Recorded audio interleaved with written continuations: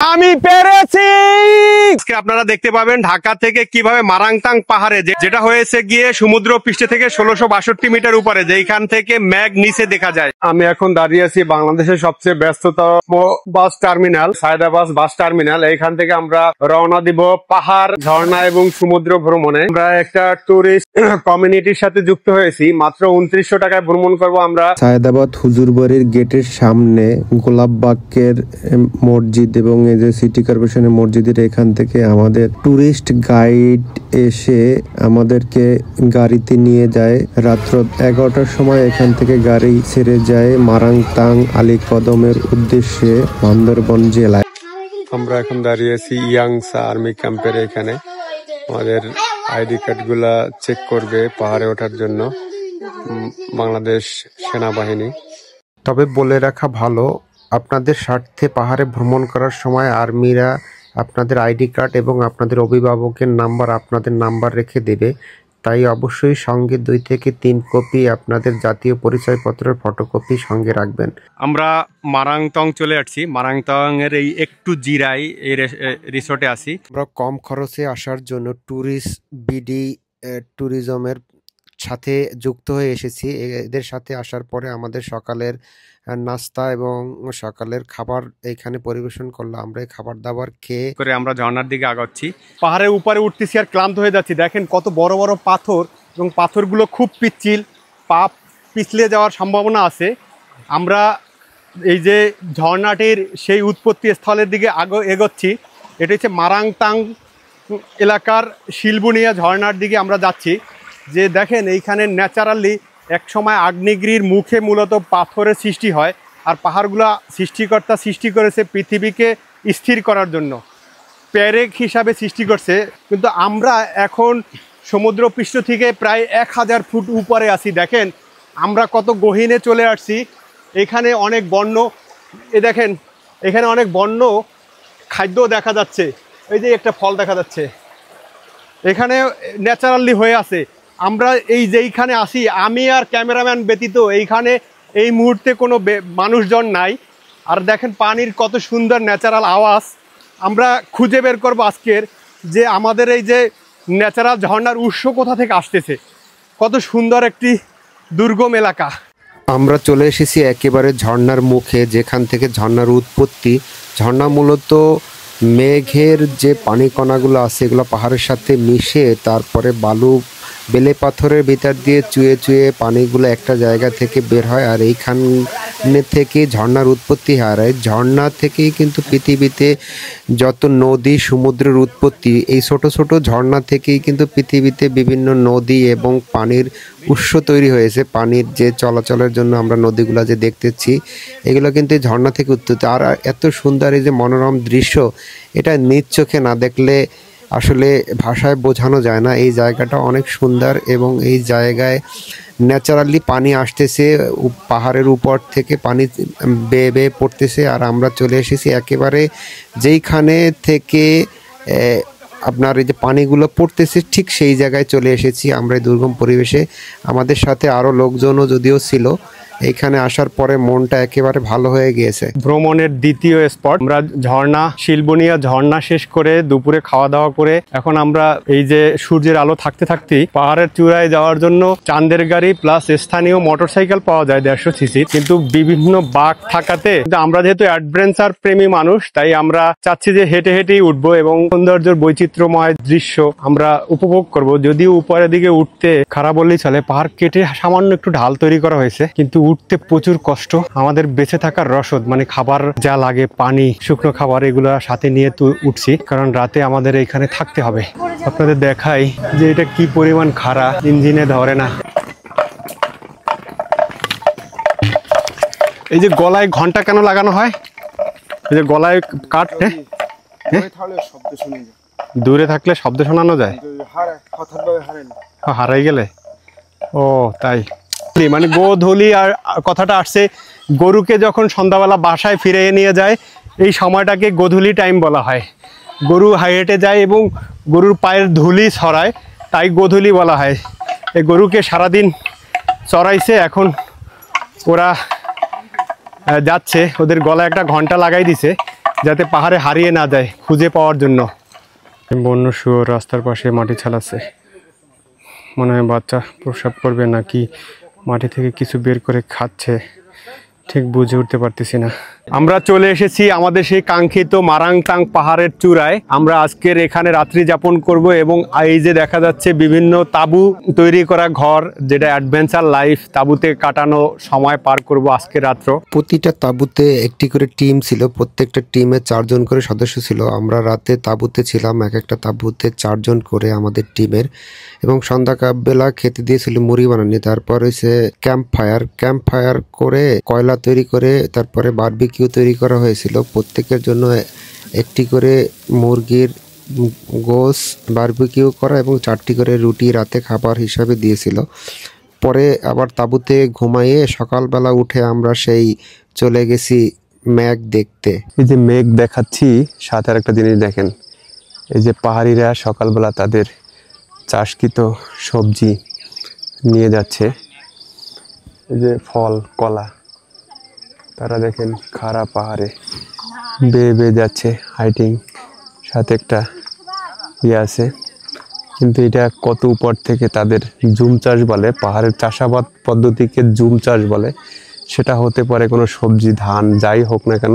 আমি পেরেছি 1662 মিটার উপরে দাঁড়িয়ে, আমার পিছনে মেঘ। ছোটবেলা থেকে মেঘ দেখেছি আকাশের দিকে তাকিয়ে, আর এখন দেখি মেঘ নিচের দিকে তাকিয়ে।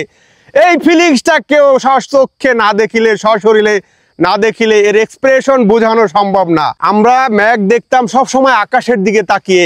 আমরা রাতে স্টে করেছি 1600 মিটার উপরে তাঁবুতে, সেখান থেকে আরো 62 মিটার উপরে উঠে এসে এখন দেখেন আমাদের পিছনে এই যে মেঘ দেখা যাচ্ছে, ওই পাশে ছোট ছোট পাহাড় দেখা যাচ্ছে। এই পাহাড়গুলোর উপরে মেঘ নেই বললেই চলে। মেঘটা তো আপনারা জানেন যে ধাজে ধাজে মেঘটা চলে।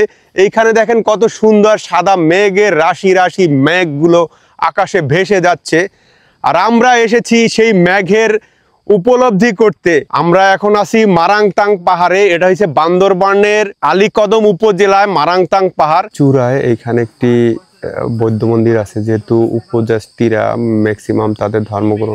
পূর্ব আকাশে সূর্যটা উঠতেছে, সূর্যোদয় হচ্ছে, এবং এই যে আমরা মেঘের মধ্যে দাঁড়িয়ে আছি, আমাদের মধ্যে দিয়ে মেঘ যাচ্ছে, আর এই পশ্চিম আকাশে এখনো চাঁদ ডুবে নাই, চাঁদটাকে দেখা যাচ্ছে। এই পাশে দেখেন এই যে আমরা ছোট ছোট যে পাহাড়গুলো দেখছিলাম, এই পাহাড়গুলো মেঘে ঢেকে আছে। আমাদের এই যে মেঘগুলা ভেদ করে যাচ্ছে, মেঘগুলো মূলত আপনারা শীতের দিনে কুয়াশা দেখছেন, কিছুটা কুয়াশার মতো, কিন্তু কুয়াশাটা থাকে একটা কালারে বা একটা জায়গা, আর মেঘগুলো একটা ঝাঁকে ঝাঁকে একটা জায়গা থেকে বাতাসে উড়িয়ে নিয়ে যায়। এই যে আমার পিছনে মেঘ দেখা যাচ্ছে, আর উপরের আকাশটা একেবারে ফাঁকা। মানে আমরা এমন একটা জায়গায় এসেছি, সেটা হচ্ছে সমুদ্রপৃষ্ঠ থেকে 1662 মিটার উপরে।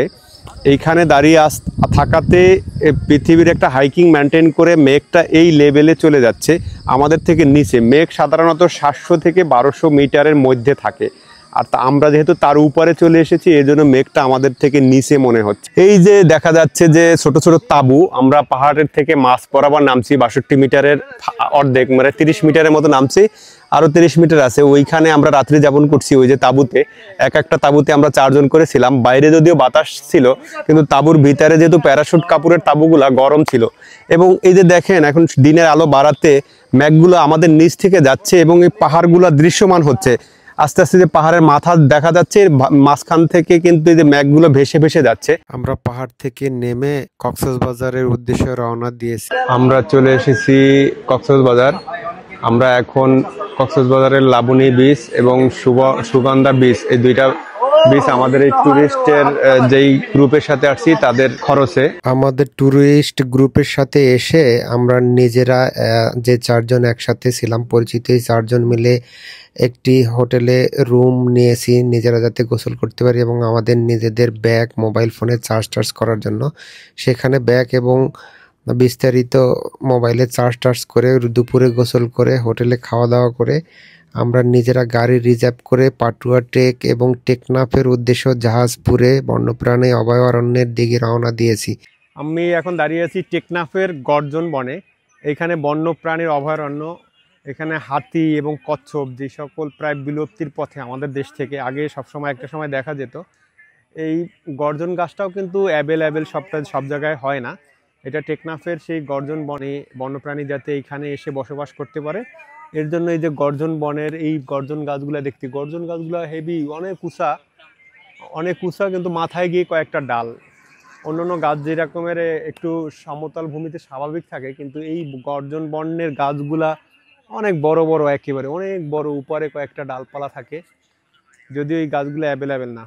আমরা এখন আছি কক্সবাজার পাটুয়া টেক ভিউতে। এইখানে এই যে রাস্তা ভেঙে না যায় এর জন্য সরকারিভাবে এই যে 3 মাথাওয়ালা সিমেন্টেরই আছে, এর পাশেই আছে ওই পাশে জীবিত পাথর, যেটা সেন্ট মার্টিন গেলে আপনারা যে ফিলটা পাবেন কোরাল পাথর, সেই পাথরগুলো এইখানে পাওয়া যায়। যদিও আমরা এখানে রাত্রে চলে আসছি, রাত্রের দৃশ্যটা ক্যামেরায় ভালো না আসার কারণে আমরা একটু এদিক থেকে ভিউ নিচ্ছি। আপনারা যদি কক্সবাজার আসেন অবশ্যই এই পাটুয়া টেকে আসবেন, কারণ এইখানে আসলে কিন্তু আপনারা একেবারে সেন্ট মার্টিনের ভিউটা পাবেন এবং এই যে জীবিত পাথর যেগুলো বলে কোরাল পাথর, এগুলো দেখতে পারবেন। সমুদ্র বিচে হাঁটা, দেখেন সমুদ্র কত বড় বড় ঢেউ এসে পায়ে লুটিয়ে পড়ে জল বা পানি। যদিও কুয়াকাটা ঢেউটা সমতল থাকে, আর এইখানে ঢেউয়ের ভিতরে ভাঁজ আছে।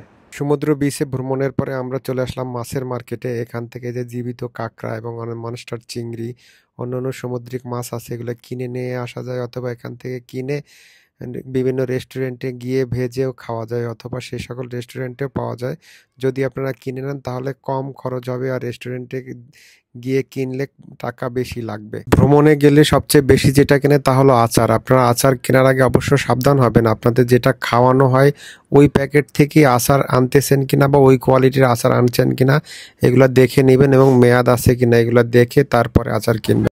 আমরা রাতে নিজেদের খরচে এই যে সামুদ্রিক মাছ দিয়ে রাতের খাবার সেরে গাড়িতে চড়ার জন্য প্রস্তুতি নিচ্ছি।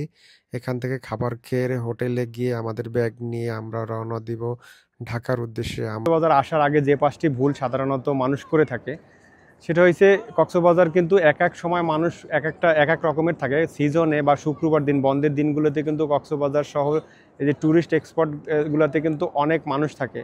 তাই এখানে আসার আগে যেই সকল ভুলের কারণে মানুষ বিভিন্ন হ্যাসেলের সম্মুখীন হয়, বিভিন্ন সমস্যার সম্মুখীন হয়, সেই বিষয়ে আজকে কথা বলবো। আপনারা কক্সবাজার আসার আগে অবশ্যই কক্সবাজার আসা এবং যাওয়ার আগাম টিকিট কেটে নেবেন। 2 নম্বর হয়েছে, আপনারা যদি এখানে রাতে থাকতে চান তাহলে অবশ্যই আপনার পরিচিত বা যে কোনোভাবে হোটেল বুকিং দিয়ে নেবেন। 3 নম্বর, এই সকল সমুদ্র সৈকতে আসার পরে দেখা যায় যে অনেকের ফোনে চার্জ থাকে না, পকেটে টাকা থাকে না, এই ধরনের টুকিটাকি সমস্যা হয়, নিজের চাহিদার চেয়ে অতিরিক্ত খরচ করে ফেলে। সেই তাগিদে অবশ্যই এগুলা পর্যাপ্ত পরিমাণ ক্যাশ বা অর্থের ব্যবস্থা নিয়ে বের হওয়া। 2 নম্বরে এই যে মোবাইল ফোন, আমরা এই যে স্মৃতিগুলোকে ধরে রাখার জন্য মোবাইলে অথবা ক্যামেরায় আমরা ধারণ করি, এই ক্যামেরায় কিন্তু অ্যাভেলেবেল চার্জ থাকে না, এই দিকেও খেয়াল রাখতে হবে। কিন্তু আপনারা এই সুবাদে এখনকার সময়ে পাওয়ার ব্যাংক ব্যবহার করতে পারেন, বিভিন্ন কোম্পানির পাওয়ার ব্যাংক পাওয়া যায়, আপনার ফোন অনুসারে পাওয়ার ব্যাংক ব্যবহার করতে। এছাড়া খাওয়া দাওয়ার ব্যাপারে কক্সবাজার এসে হোটেল বা বিভিন্ন জায়গায় খাওয়া দাওয়া করতে গেলে অনেকে কিন্তু অনেক টাকা অতিরিক্ত খরচ হয়। সেই তাগিদে একটা জায়গায় আসার পরে যদি আপনার উদ্দেশ্য হয় ঘোরা, তাহলে কিন্তু আমরা দামি খাবারের দিকে না যাওয়াই উত্তম। সাধারণভাবে যেটা খেলে ভালো থাকা যায় এই ধরনের খাবার খাওয়াই ভালো, অথবা মাছ জাতীয় বা অল্পর মধ্যে খাবার খাওয়া উচিত। আরেকটা হচ্ছে বোনাস টিপস, আপনারা যদি কক্সবাজার আসেন তাহলে অন্যের বুদ্ধি পাশাপাশি নিজে আগে রিসার্চ করে তারপরে আসবেন। এখনকার সময়ে নেটে বা ইউটিউবে সার্চ দিবেন, পৃথিবীর দ্বিতীয় সার্চ ইঞ্জিন হয়েছে ইউটিউব, আপনি ইউটিউবে সার্চ দিয়ে বিভিন্ন সুবিধা এবং বিভিন্ন বীজ সম্পর্কে জানবেন। ধন্যবাদ সবাইকে।